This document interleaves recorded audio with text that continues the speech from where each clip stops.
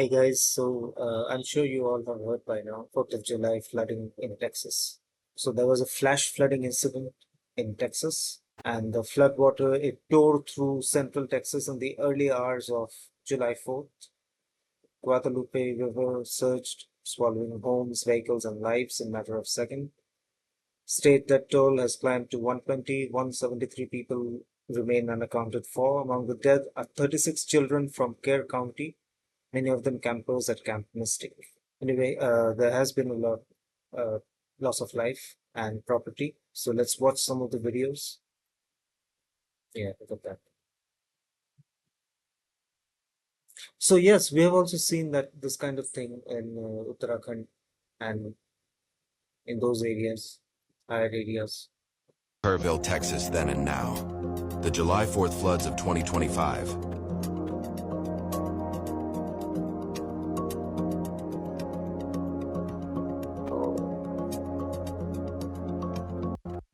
The July 4th floods of 2025. Homes, all,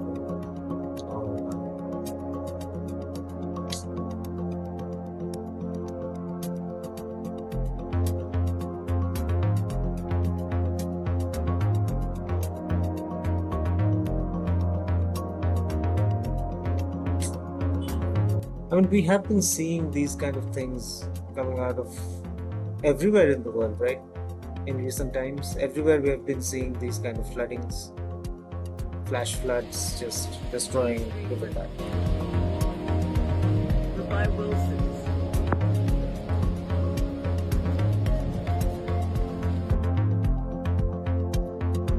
Look at the water level rising.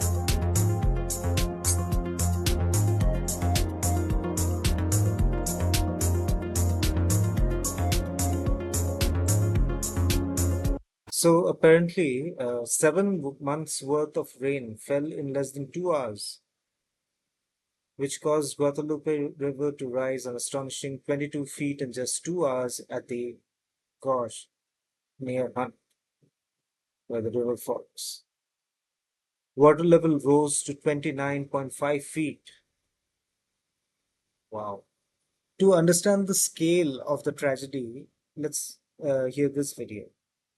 So this is just mind-blowing. Right here, Niagara Falls, 757,000 gallons of water per second going over those falls. That works out to about 45 million gallons a minute, 2.7 billion gallons an hour, or roughly 65 billion gallons of water a day going over the edge. Now, that is an absolutely incredible amount of water, but it is only roughly half the amount of the 120 billion gallons of water that fell on central Texas this past July 4th. Where so did they all say that about water 12 come inches from? of rain fell in those early morning hours, 12 which inches led of the rain. rivers to do But this, the to rivers rise rose about 26 26 feet in a matter of 45 minutes. That's less than an hour. So when you see the absolute devastation and destruction, and you try to wrap your head around just how much water this is, it is roughly 2 days worth of the water going over Niagara Falls, all falling on Texas in just a matter of hours. These kind of flash floods have been happening all over the world, right? And even in America in recent times, I mean, there have been so many places in the last few days that there have been major floodings. Like, look at this. In the last 5 days, July 4th to 9th, at least 13 states in the United States have experienced flooding. You don't need me to tell you that the weather the past couple of few days, out of this world. Where is it coming from? Texas has been giving us one hell of a show all year long. Remember the blue skies in Texas? Now look at this. This looks otherworldly. There's no other way to explain it. It looks like a nest, y'all. Do y'all see what I'm saying? It looks like some type of nest. Texas wasn't the only place. We had people in Indiana seeing it too. Look at the transition with this. That's crazy, y'all. This one is in Indiana. So everybody was seeing So this. everywhere in America, Now you are look at having these Kentucky, kind of y'all. problems, this Oh kind my of goodness. weird So weather everybody situations, was because we seeing have this been in the having it sky. over here in India Everyone also. that experienced bad weather. Everywhere, you know, My the God! weather is If we're in a tornado, The color of the sun has dimmed, Yeah, probably the become sheer much more destruction I whiter saw from than I these used to storms, remember y'all. seeing in So my not just childhood. tornado warnings, but also Chicago experienced dust storms as well. Something that's never happened before. That's what I want to know. What is going on? There's hell. See, again, this is what I'm talking about. I mean, I don't think this is just a localized thing, it's happening everywhere. Wow, 13 areas, flash floods, just like the one in Texas. So, here's some weird conspiracy theories that have been doing the rounds. It says that there was probably weather modification involved behind these kind of flash flood. And my question is, if it was involved in America, it could have been involved everywhere else too, because in India also we have been seeing a lot of flash floods in recent times, like a lot of bridge collapses and a lot of other weird things happening.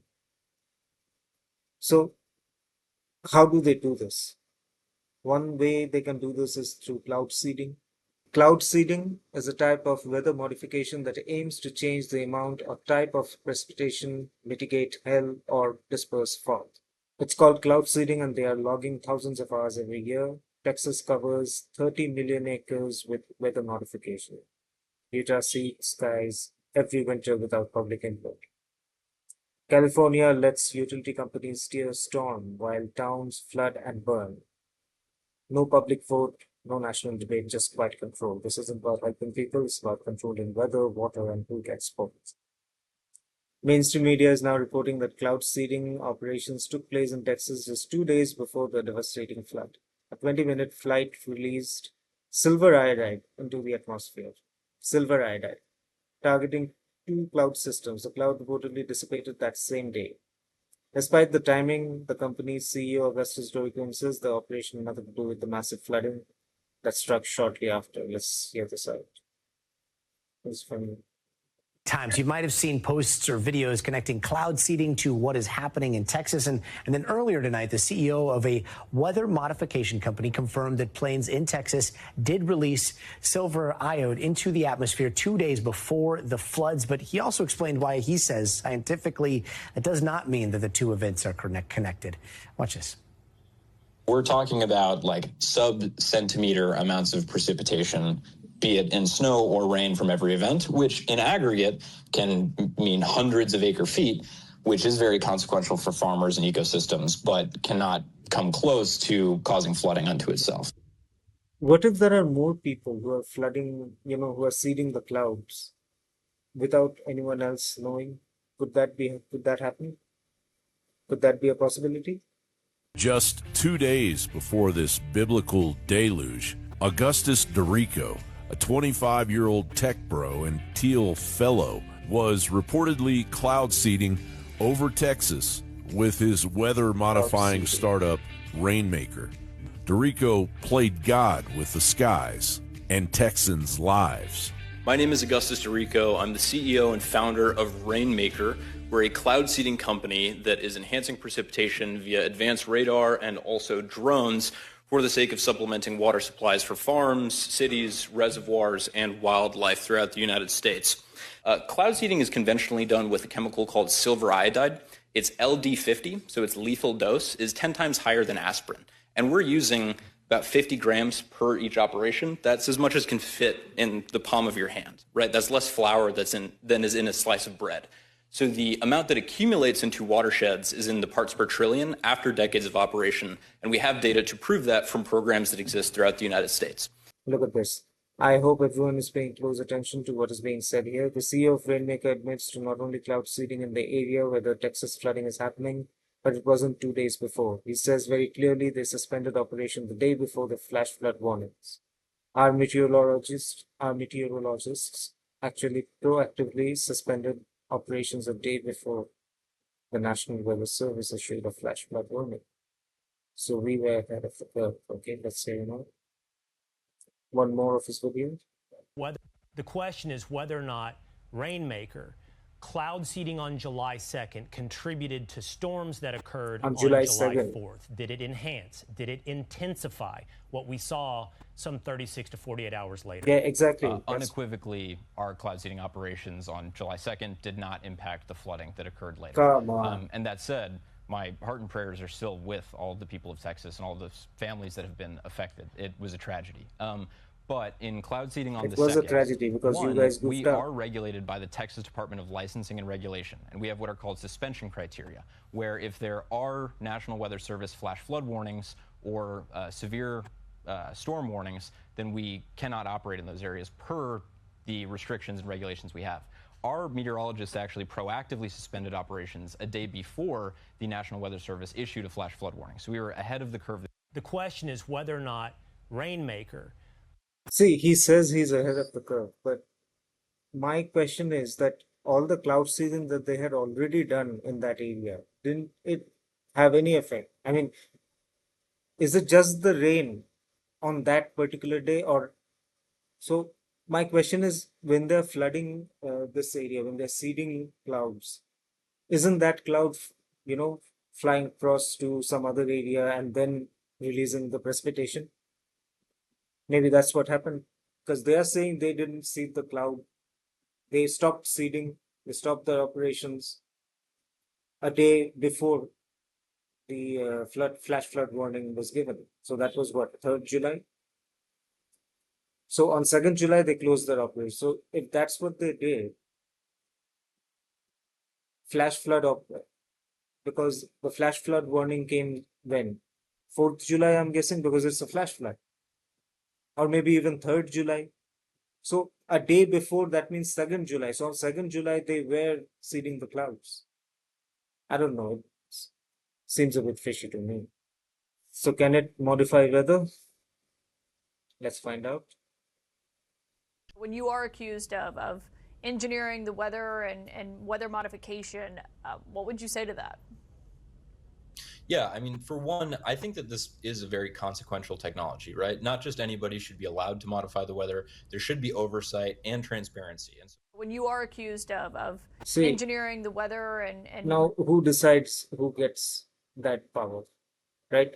Who decides who's controlling the weather? Is it like a national thing? So that means people should have the say in it, right? Do Americans want to play God by controlling other weathers of other countries and affect other regions of the world? Like we have been seeing these kind of flooding happening in China, happening in India, happening in Pakistan also, by the way. So what if all of these incidents are connected? What if all of these incidents are, pointing towards cloud seeding, or even there's this one technology that people talks about, the HARP technology. So what if these instruments are being used to modify the weather, not just in America, but also elsewhere, everywhere?